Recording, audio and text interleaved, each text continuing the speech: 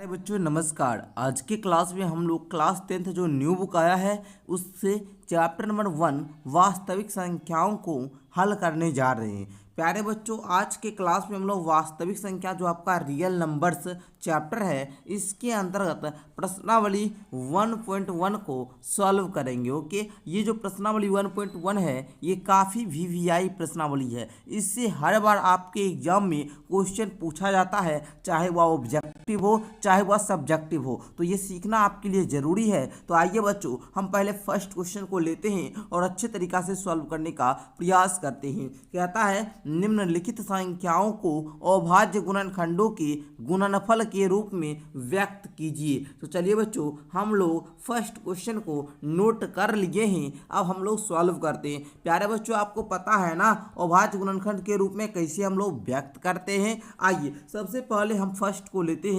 क्या है बाबू फर्स्ट में 140, तो आप लोग यहाँ पर लिख लीजिएगा 140 लिख लिए। अब इसका आप लोग अभाज्य गुणनखंड ज्ञात कीजिए। पहले 2 से लगाइए बाबू, 2 से लगाएंगे तो यहाँ पर आपका 70 आएगा, है ना बाबू। फिर आप लोग 2 से लगाइए, फिर आपका 35 आ जाएगा। फिर आप लोग देखिए 2 से लग रहा है, नहीं लग रहा है। 3 से लग रहा है, नहीं लग रहा है। बोलेंगे 5 से लगाइए सर, 5 से लगाएंगे तो आपका कितना आ जाएगा बताइए, 7 बार में, है ना, इतना आ जाएगा। तो बच्चों इतना ही आपको लिखना है तब तक, है ना, इतना ही आप लोग लिखिए। तो तब तक चलिए इतना लिख लिए। अब आपका हो चुका है। अब आप लोग इसको लिखेंगे कैसे ये समझिए। अब यहाँ पर लिखेंगे 140 बराबर देकर लिखिएगा, बराबर देकर आप लोग लिखिएगा 2 × 5 × 7। इसको हम लोग इस प्रकार भी लिख सकते हैं, 2 को 2 है, इसको लिख सकते हैं 2 का पावर 2 × 5 × 7। बस इस प्रकार आपको व्यक्त करना था। चलिए इस प्रकार आप लोग इसको व्यक्त कर दिए। ओके, अब हम दूसरा प्रश्न लेते हैं और दूसरा को भी सॉल्व करने का प्रयास करते हैं। ओके चलिए आ जाइए बच्चों। दूसरा है 156, है ना, 156।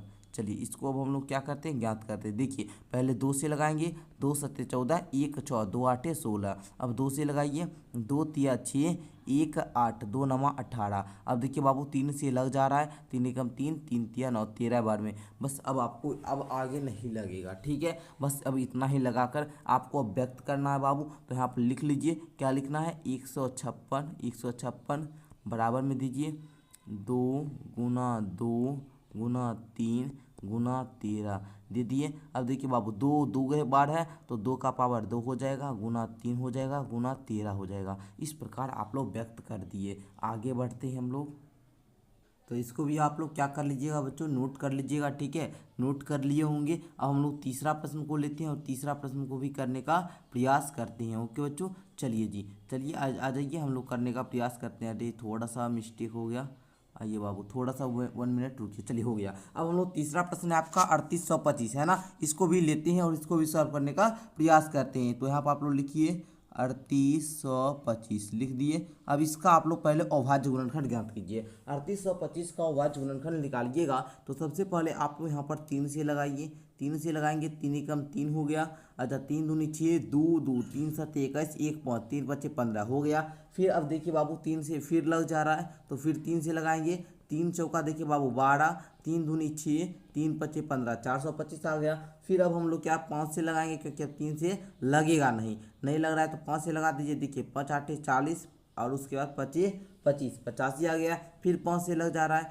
17 बार में लग जा रहा है ना बाबू, 17 5 85। तो इस प्रकार आपका 3825 का भी आ गया। अब आप लोग इसको अभाज्य गुणनखंड के गुणनफल के रूप में व्यक्त करेंगे। तो यहाँ पर लिखिए 3825 बराबर में दीजिए बाबू 3 × 5 × 17। इसको देखिए किस प्रकार लिखेंगे, 3 का पावर 2 गुना 5 का पावर 2 गुना 17। इस प्रकार व्यक्त कर दिए। आगे हम लोग क्या करते बाबू, 4 नंबर क्वेश्चन को लेते हैं। चौथा प्रश्न आपका था 5005, इसको हम लोग लेते हैं और यहाँ पर हम लोग सॉल्व करते हैं। ओके चलिए आ जाइए आप लोग, यहाँ पर हम लोग लिख लेते हैं। ओके चलिए 5005। ओके चलिए बाबू देखने का प्रयास कीजिएगा, समझने का प्रयास कीजिएगा। सबसे पहले 5 से हम लोग लगाते हैं बाबू, तो 5 एकम 5, डबल जीरो दीजिए, फिर एक बार में, फिर देखिए अब 5 से तो लगेगा नहीं सर, 7 से लगा दीजिए, देखिए 7 से लग जा रहा है, 7 एकम 7, 3 जीरो, 7 चौका 28, 2 1, 7 21 है ना बाबू,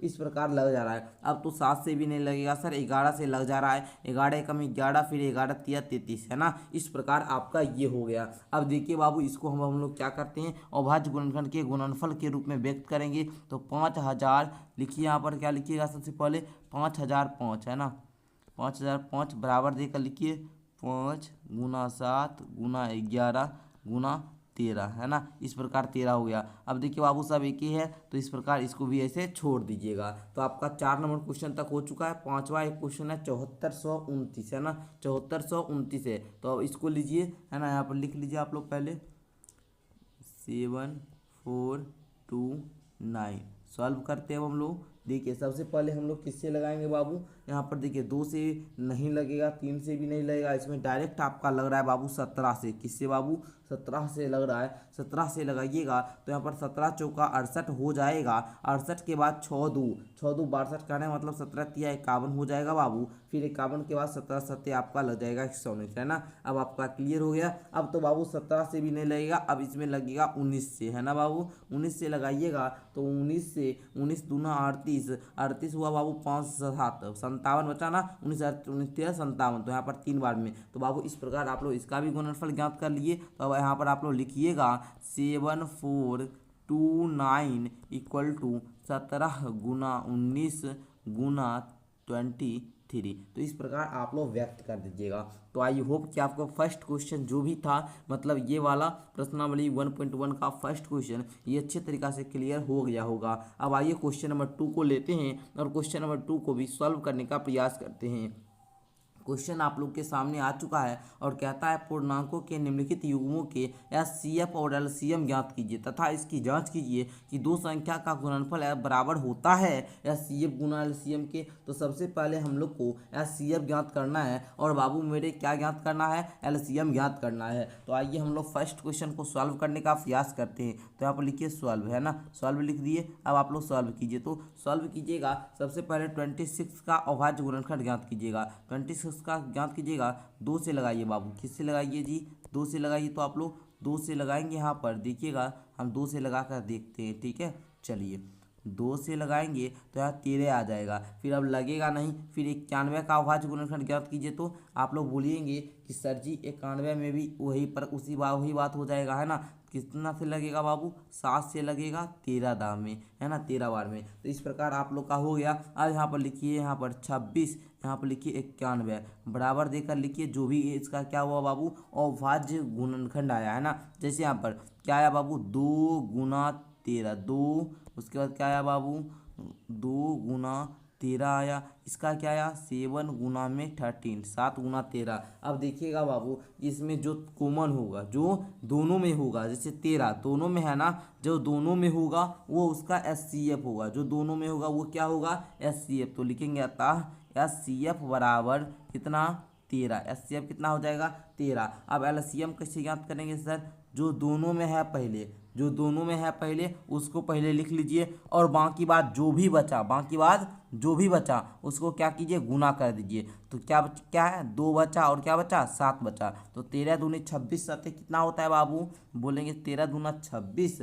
और 26 सत्ते होता है बाबू 182 है ना, 182 आप लोग गुना करके देख सकते हैं। अब इसका क्या करना है, जांच करना है। अब इसका क्या करना है, जांच करना है। जांच करने का मतलब ये हुआ कि हम लोग अब जांच ये करेंगे कि ए गुना बी जो है बाबू, ए गुना बी ये इक्वल है किसके, एचसीएफ गुना एलसीएम का ना, एचसीएफ गुना एलसीएम का।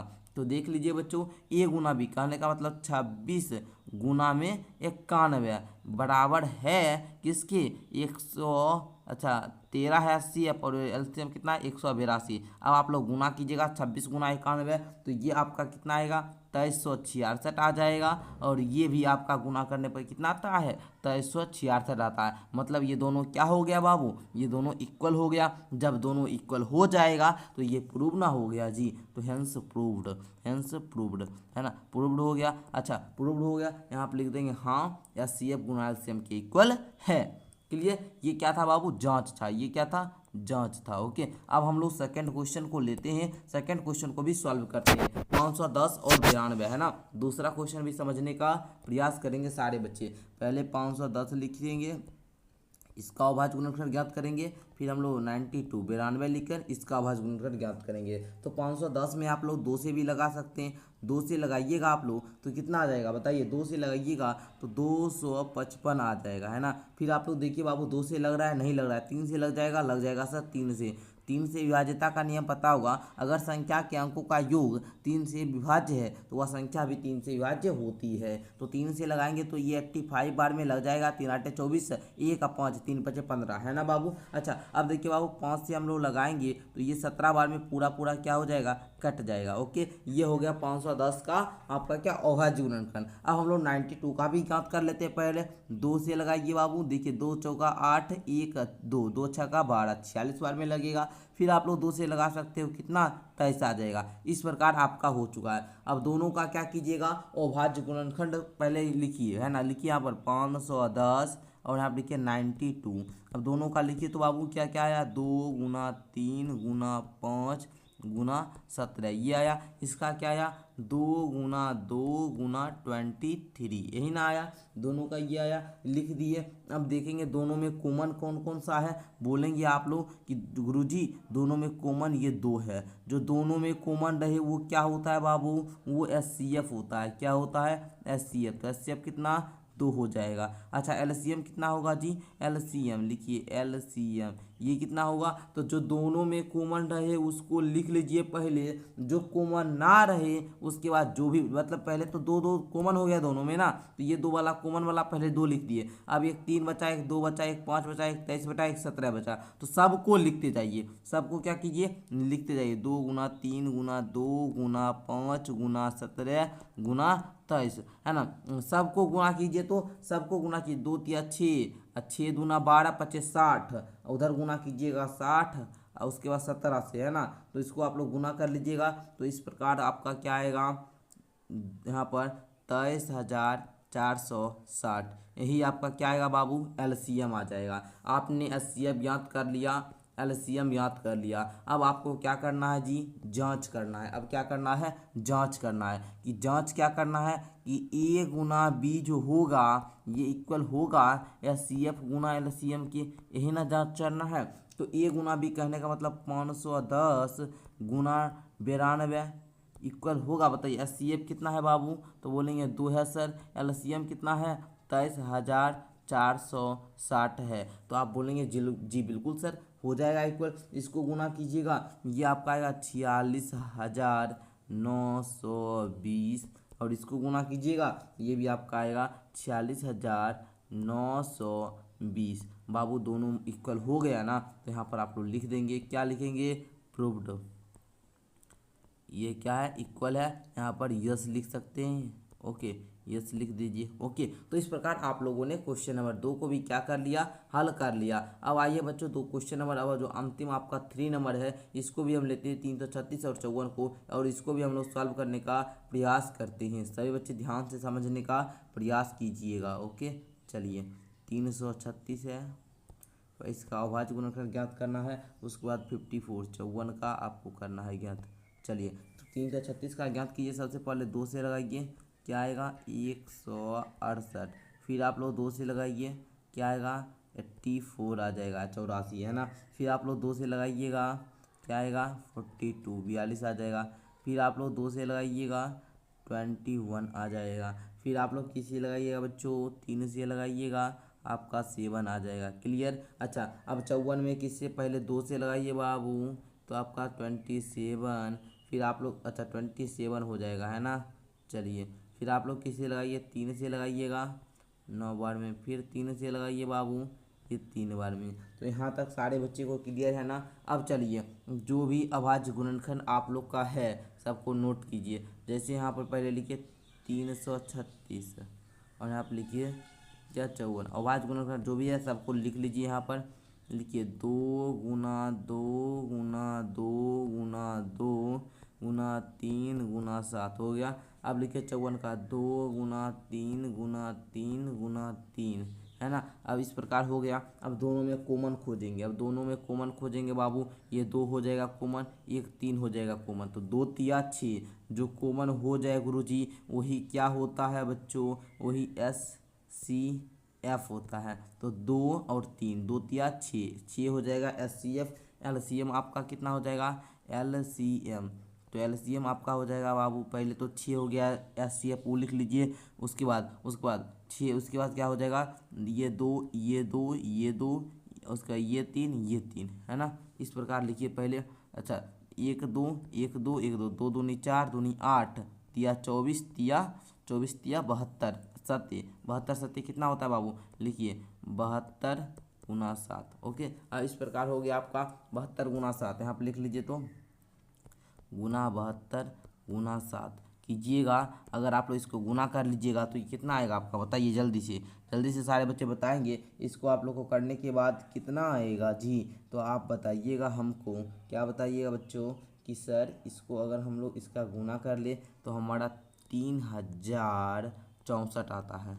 बताइए बात सही है बाबू, ठीक है। इतना आप आ गया। अब हम लोग SCF LCM ज्ञात कर चुके हैं, तो हम लोग जांच करेंगे। जांच किस प्रकार करते हैं आपको पता है ना, क्या करते हैं, A गुना B इक्वल है SCF गुना LCM। तो आप बोलेंगे सर A गुना B कहने का मतलब 336 गुना में 54 इक्वल होगा किसके, यहाँ पर SCF कितना 6 गुना में 3064। ओके, अब देखिए बाबू गुना कीजिएगा तो गुना करने पर बाबू 336 गुना जब 54 कीजिएगा तो आपका आ जाएगा कितना 18,384। क्या आएगा 18,384। ये भी बाबू गुना करने पर कितना आ रहा है 8 6 चौका 24 मतलब 18,384 आ रहा है। जब बाबू दोनों इक्वल हो गया तो ये तो बाबू हाँ बोल देंगे ना, यस। ओके, चलिए आई होप कि आपको क्वेश्चन नंबर 2 भी अच्छे तरीक़ा से समझ में आ गया होगा। क्वेश्चन नंबर 2 को मैंने अच्छे तरीक़ा से आपको सिखाने का प्रयास किया। आगे अब आप लोग क्वेश्चन नंबर 3 पे आइए। क्वेश्चन नंबर 3 आपका कहता है अभाज्य गुणनखंडन विधि द्वारा निम्नलिखित पूर्णांकों के SCF और LCM ज्ञात कीजिए। अब हमको अभाज्य गुणनखंड विधि से SCF LCM ज्ञात करना है। बहुत बिल्कुल आसान क्वेश्चन है, आप लोग देखने का प्रयास कीजिएगा और सीखने का भी प्रयास कीजिए। देखिए सबसे पहले हम लोग 12 का ज्ञात करेंगे। अब आप लोग अभाज्य गुणनखंड ज्ञात करना सीख चुके हैं, अब डायरेक्ट हम ऐसे लिखते हैं और आप लोग ज्ञात कीजिए। सभी बच्चे ध्यान से ज्ञात करेंगे। बताइए 12 का कैसे लिख सकते हैं बाबू, पहले तो 2 से लगाएंगे 2, फिर आपको 2 लोग 2 से लगाएंगे, फिर आपका क्या आ जाएगा 2 दूना 4 तिया 12, इस प्रकार आ गया। फिर 15 का कैसे लिखिएगा बताइए आप लोग, 15 का बोलेंगे सबसे पहले 3 से लगाएंगे फिर 5 से लगाएंगे। अब बताइए 21 का कैसे लिखेंगे, तो 3 से लगाएंगे फिर 7 से लगाएंगे। अब हम पूछेंगे बाबू बताओ इसका SCF ना बोल रहा था ज्ञात करने, SCF और क्या बोल रहा था बाबू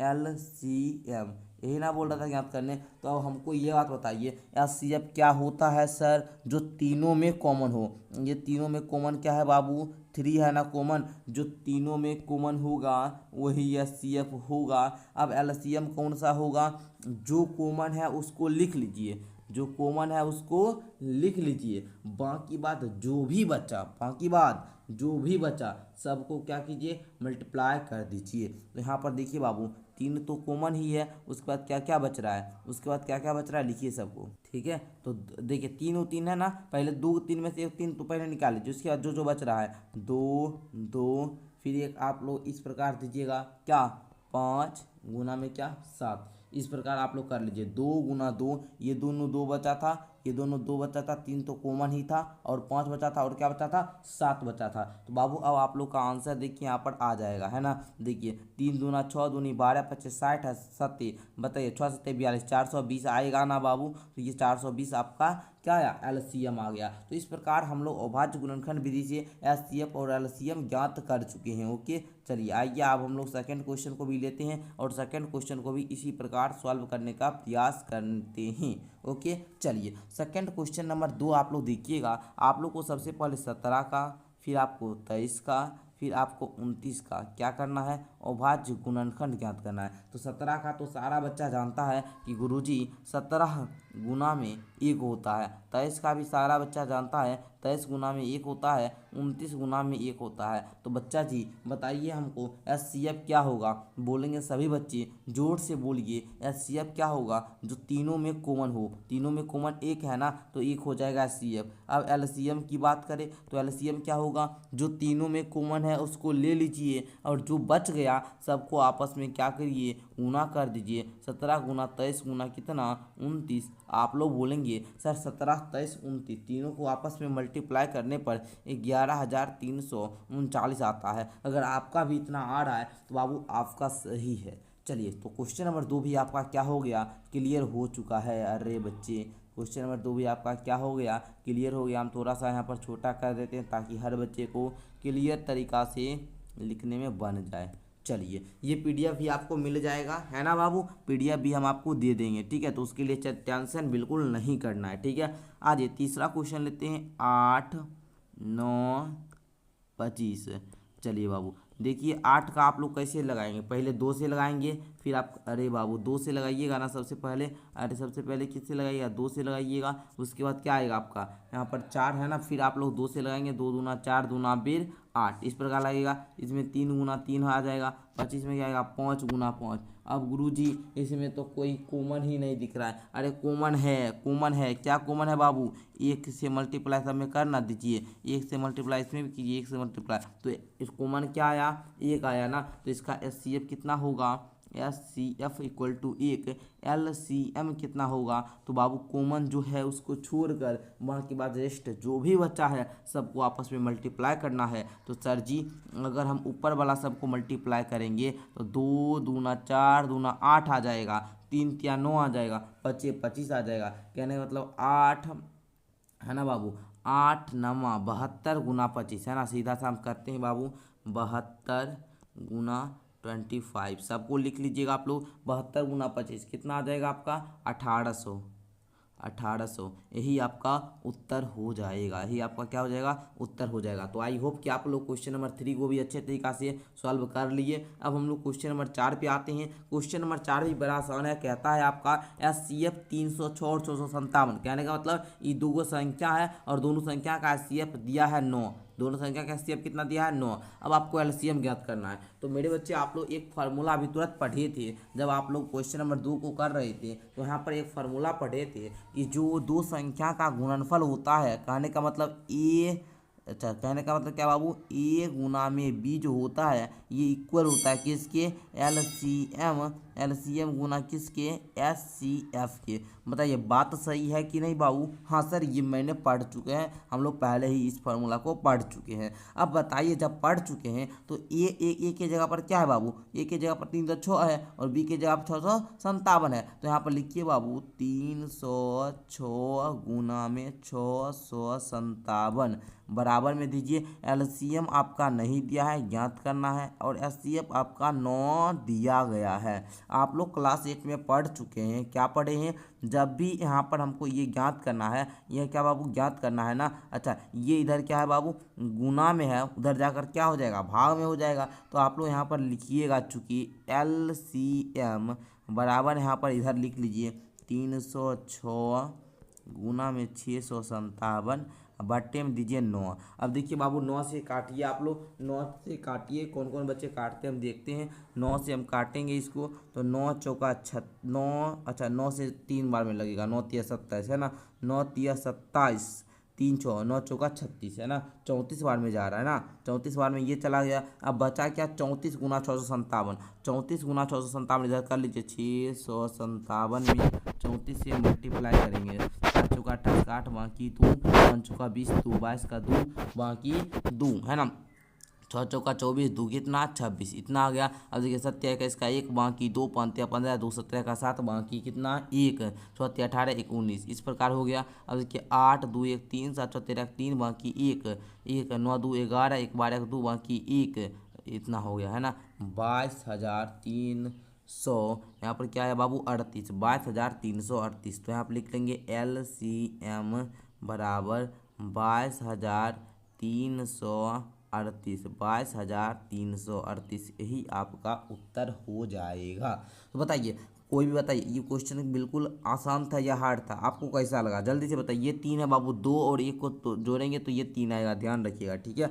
चलिए, तो आई होप कि आपको क्वेश्चन नंबर ये जो 4 है ये भी अच्छे तरीके से समझ में आ गया होगा। क्वेश्चन नंबर 5 की ओर बढ़ते हैं। क्वेश्चन नंबर 5 आपका जो है बाबू कहता है, जाँच कीजिए क्या किसी प्राकृत संख्या n के लिए संख्या 6 के पावर n अंक 0 पर समाप्त हो सकती है। तो बाबू देखिए, आप लोग इसको सॉल्व किस प्रकार से करेंगे। तो सबसे पहले यहाँ पर हम लिख देते हैं सॉल्व। देखिए किस प्रकार, पहले मानिए 6 है, इसका अभाज्य गुणनखंड ज्ञात कीजिएगा, 2 गुना 3 आएगा। बिल्कुल बात सही है ना। हाँ सर, तो यहाँ पर आप लोग भाषा लिखना होगा, भाषा आपको इसमें ज़्यादा लिखना पड़ेगा। लिखेंगे चूँकि, चूँकि क्या लिखेंगे बच्चों, देखिए यहाँ पर चूँकि, चूँकि चूँकि 6 इक्वल क्या है बाबू, 2, अरे क्या है बाबू, 6 इक्वल है क्या, 2 गुना में 3, 2 गुना में क्या है बाबू, 2 गुना में 3 है, ठीक है।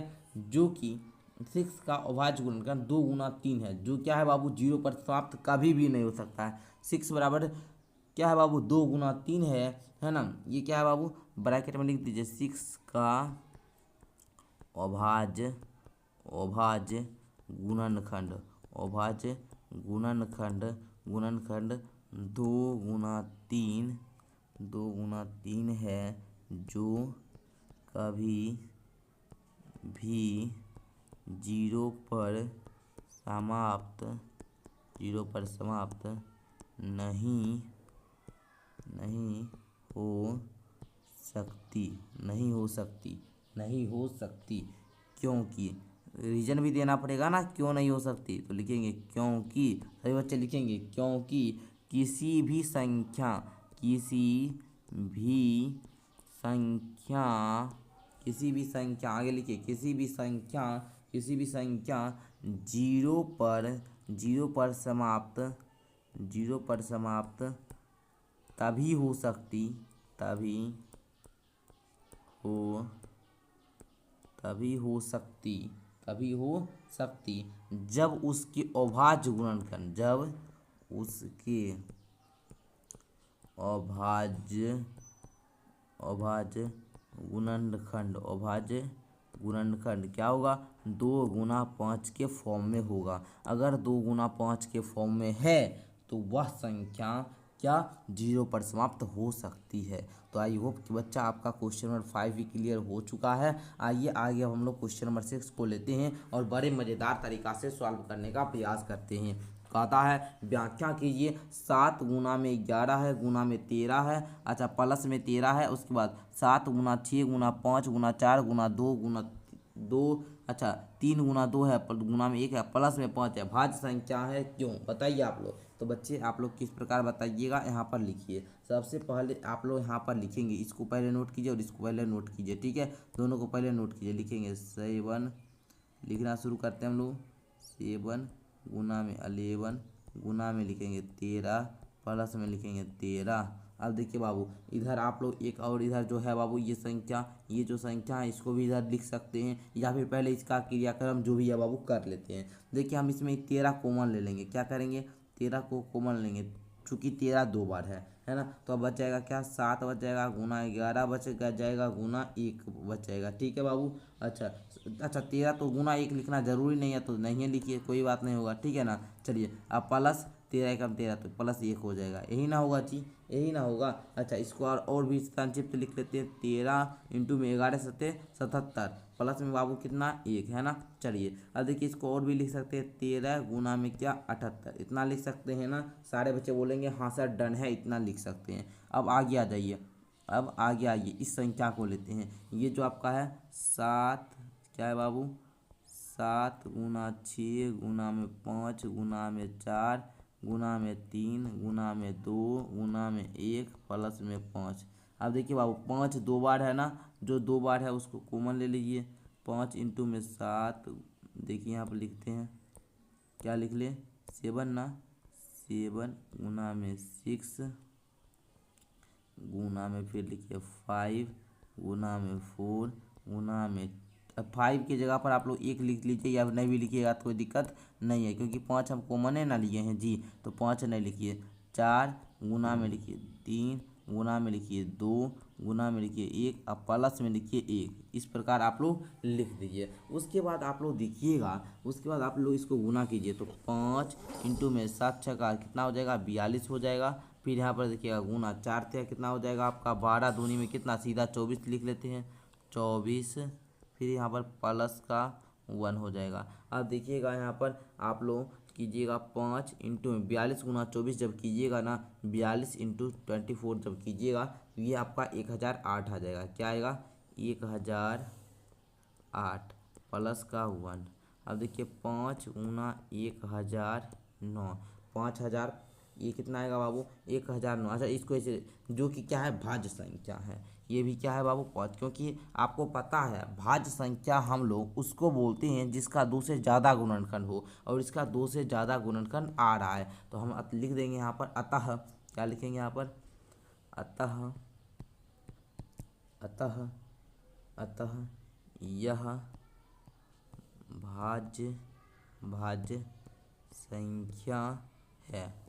ओके, तो आई होप कि आपको क्वेश्चन नंबर 6 भी अच्छे तरीक़ा से समझ में आ चुका होगा। अब देखिए बाबू क्वेश्चन नंबर 7 एक और क्वेश्चन है, तो इसको भी अब हम लोग करने का प्रयास करते हैं और लगता है इस प्रश्नावली का ये लास्ट क्वेश्चन है। क्वेश्चन पहले पढ़िए। कहता है किसी खेल के मैदान के चारों ओर एक वृत्ताकार पथ है। कोई खेल का मैदान है, उसके चारों ओर क्या है बाबू एक वृत्ताकार क्या है पथ है। इस मैदान की एक चक्कर लगाने में सोनिया को 18 मिनट लगता है। सोनिया है ना बाबू, लिख दीजिए सोनी को हम एस से दर्शा देते हैं, इसको कितना लगता है 18 मिनट लग रहा है। ठीक है, चलिए 18 मिनट लग रहा है। उसके बाद जब इसी मैदान का एक चक्कर लगाने में रवि को 12 मिनट लग रहा है। रवि नाम का कोई बच्चा है, उसको 12 मिनट लग रहा है। ठीक है, चलिए तो यहाँ पर आपका आगे कहता है, ध्यान से समझिए। कहता है मान लीजिए वे दोनों एक ही स्थान और एक ही समय पर चलना प्रारंभ करके एक ही दिशा में चलते हैं, कितने बाद वे पुनः प्रारंभिक स्थान पर मिलेंगे। तो आप लोग क्या बोलिएगा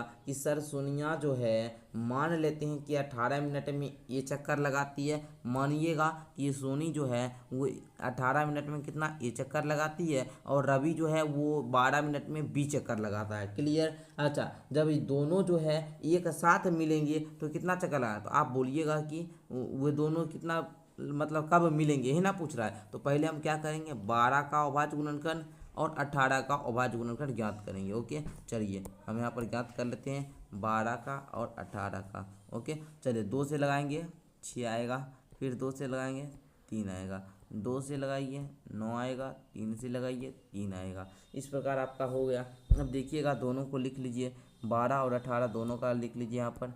चलिए 12 18 देखिएगा 2 गुना 2 गुना 3, इसका 2 गुना 3 गुना 3, इस प्रकार हो गया। अब देखेंगे बच्चे कॉमन आ रहा है 2 आ रहा है कॉमन, 3 आ रहा है कॉमन, तो यहाँ पर आपका क्या आ रहा है एलसीएम पहले हम लोग ज्ञात करेंगे, क्योंकि हमको यहाँ पर बोल रहा है कब मिलेंगे। तो हमको क्या करना है एचसीएफ आपको नहीं ज्ञात करना है, एलसीएम ज्ञात करना है। एचसीएफ ज्ञात करेंगे तो 6 आ जाएगा, लेकिन एलसीएम ज्ञात कीजिएगा। यहाँ पर देखिए एलसीएम क्या हो जाएगा बाबू 2 गुना 2 गुना 3 गुना 3, 2 दूनी 4 तिया 12 तिया 36, तो 36 मिनट।